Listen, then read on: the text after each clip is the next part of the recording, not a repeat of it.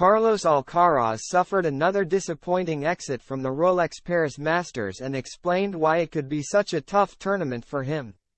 Carlos Alcaraz suffered another disappointing exit at the Rolex Paris Masters on Tuesday, falling at the first hurdle as he lost to Roman Safiullin 6-3, 6-4.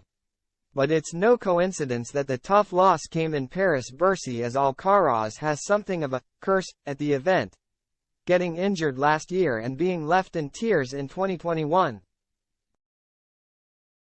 And the world number 2 believes that there are two factors behind his woes: the tournament's reputation for upsets and where it falls in the tennis calendar.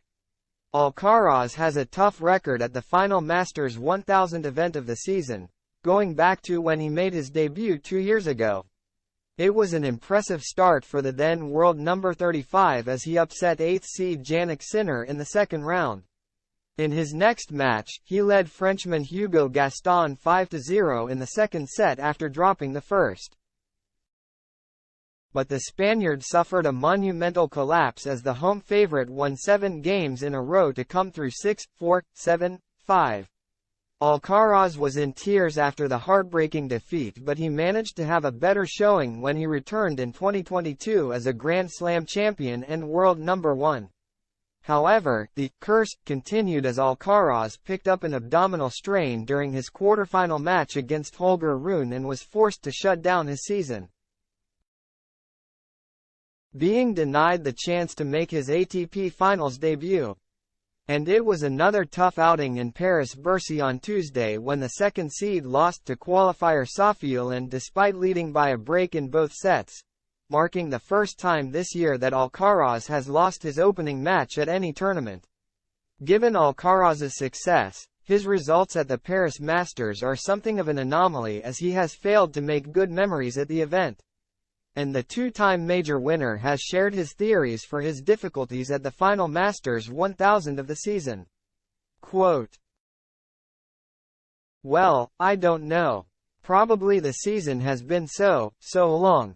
Probably that affect my game," the 20-year-old said after his defeat to Safiullin when quizzed over his record in Paris-Bercy. "But I don't know. I think this tournament has a lot of surprise.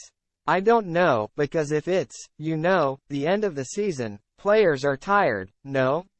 While Alcaraz clearly struggles to remain fresh at the last Masters of the year, while other players may come in more undercooked, he is still hoping to figure things out to put in a better showing in 12 months' time. He added, "But talking about myself, I don't know, honestly.